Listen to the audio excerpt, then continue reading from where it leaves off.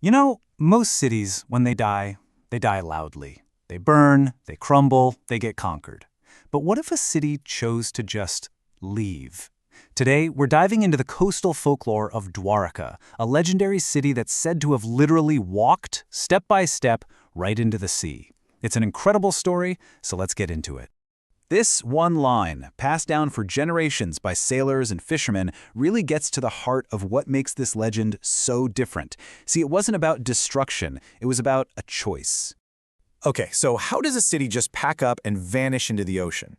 Well, the folklore describes an ending that's, well, it's unlike anything else in history or myth. And this is where it gets really interesting. We're all used to stories of fire and sieges and just total ruin, right? But the legend of Dwarka is about a quiet, orderly departure. There was no cataclysm, no single giant wave. It was a purposeful, deliberate retreat into the deep.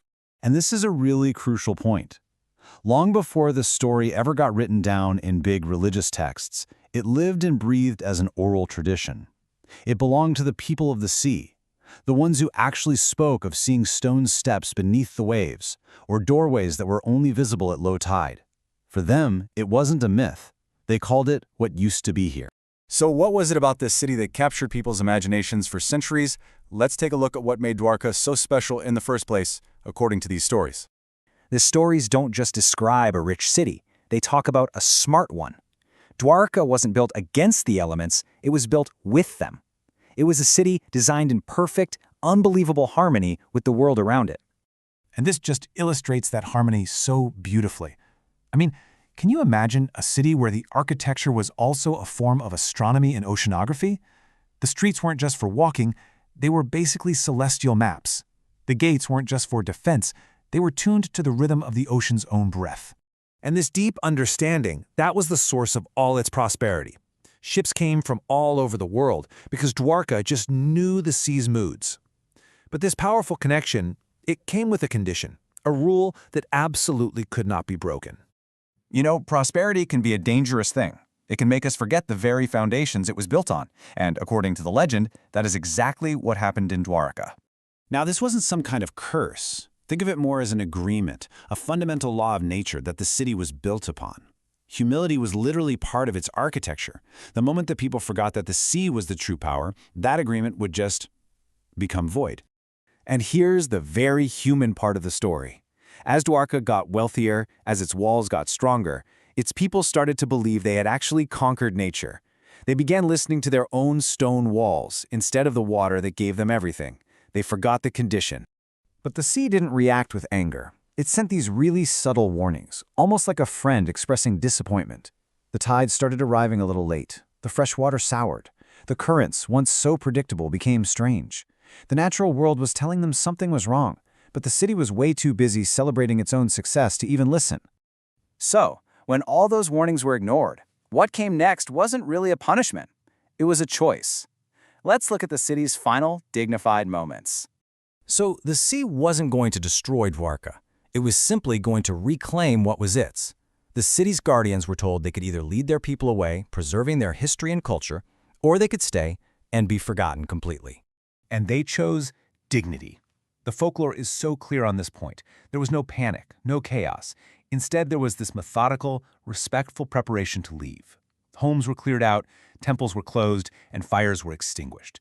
It was truly the closing of a chapter. This timeline really shows you just how deliberate the whole process was. As the last person left, the sea moved in, not with some destructive surge, but more like a returning owner walking back into their house. It filled the streets, covered the plazas, and by the next morning, it was as if the great city had never been there at all. The sea was calm again. And so the city returned to the sea. But the memory of it? Oh, that remained. Let's shift from the deep past to the present day and see how this ancient story is echoing in modern discoveries and some very big questions. And this is the real question that keeps the legend so alive, isn't it? For centuries, empires rose and fell inland. But there on the coast, the story of Dwaraka just remained. Fishermen would avoid certain waters, and divers kept reporting seeing strange, man-made shapes down below. In recent decades, marine archaeology off the coast of Gujarat has found things that sound eerily familiar.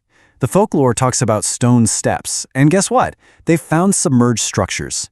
The stories mention doorways and walls, and divers have found large stone blocks and foundations. So what are we supposed to make of these parallels?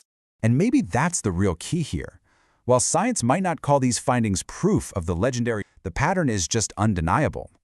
The stories passed down for hundreds of years align remarkably well with what's now being discovered beneath the waves. This idea is just so central to the legend's meaning. This isn't a story about a vengeful god or some random natural disaster. It's about the natural order of things. It's about a city that understood it was part of a cycle, not an exception to it. And that's exactly why this story still matters so much today. It's this timeless reminder that our cities, our societies, they're all just agreements with the natural world. They aren't permanent fixtures. And when we forget that, when we start to believe our stone and steel make us invincible, we're ignoring the most fundamental rule of existence.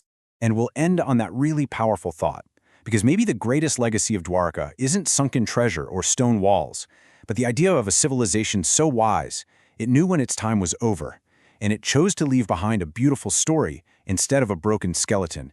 It chose to become a perfect memory rather than an imperfect ruin.